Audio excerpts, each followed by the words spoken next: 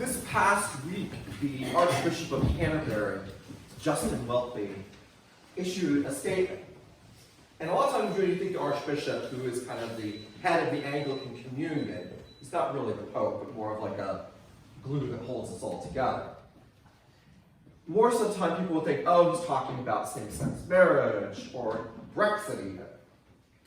But the controversial statement he came out with this past Thursday was that he suffered from depression. He suffered from depression. And in the Twitter universe and the Facebook world, people were kind of shocked that how can a person of such great religious faith, such stature, have depression in his life? Well, we all know depression is a real thing. It doesn't matter how holy or not so holy you are, it happens. And he goes on in his little talk that all of us have problems when we walk through darkness, that dark time of life, and that we all need to have persistence in that dark time. And I think that word persistence shows up in all of our readings this week. You know, that first reading from Genesis where Jacob wrestles with an angel. And then we have Paul talking about being persistent, again, persistent in prayer. And then we have in Luke's gospel today, again, being persistent, the widow who kept nagging the unjust judge. That word persistence is a hard word because it means you need to have stamina to keep on going, to keep on struggling, to keep on wrestling. That you can't just give up, even when things are dark and in despair. And I think that's maybe a good thing to think about in our readings this week. Because all of us go through times of darkness, times of despair, times of hopelessness. But we need to have something that anchors us. Otherwise, in that darkness, we get lost, and the darkness consumes us. And I think that word persistence needs to be embraced. We need to anchor ourselves, tie ourselves down, have that value. And that value is hope. I think in all of our readings today, there's also, though it's not mentioned explicitly, the question of hope. How do we have hope when things go wrong? How do we have hope when darkness seems to swallow us up? How do we have hope when everything seems to be blurred out?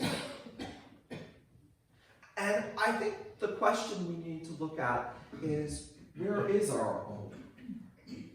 Where is our hope? Where do we find it? How do we keep it? How do we sustain ourselves when things are lost? How do we do it? I want to look at the psalm today, so if you pull out your insert. This is a very famous psalm. And those of you who are fans of the musical The Sound of Music, which I am, that last, yes, I hopefully admit that, that's one of my favorite musicals. Mother Superior sings that wonderful Climb Every Mountain.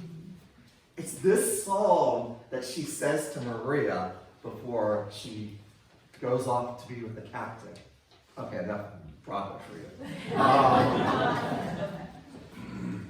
This is Psalm 121.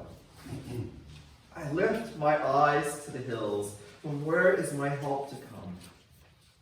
My help comes from the Lord, the maker of heaven and earth. He will not let your foot be moved, and he who watches over you will not fall asleep. Behold, he who keeps watch over Israel neither slumbers nor sleep. The Lord himself watches over you. The Lord is your shade at your right hand. So that the sun shall not strike you by day, nor the moon by night. The Lord shall preserve you from all evil. It is he who shall keep you safe. The Lord shall watch over your going out and your coming in from this time forth forevermore. This psalm is one of the psalms we read at Conklin, nighttime prayer, bedtime prayer, and you can see why. And it's a powerful psalm, and unfortunately the psalms have been forgotten over the years. But they were really the prayer book of Jesus, and they express all sorts of emotions, from joy to sorrow to even despair. But I think in our psalm today is really a psalm of hope. A psalm that in the darkness of our times and lives, we look to the hills, and that hill and that mountaintop is God. Someone just asked me yesterday, it's like, wow, our prayer list has grown mighty large. That's why I keep on saying, stay healthy out there, folks. We don't have much more room in the bulletin. But I think in the despairs of life, in the despairs of darkness, we need to have hope. And that's what ties us down, that grounds us. So have persistence. Have hope. Pray constantly. Be persistent in your prayer, just like that widow was persistent in her petitions to the unjust judge. Be persistent. Don't give up. Today we remember the feast of St. Luke.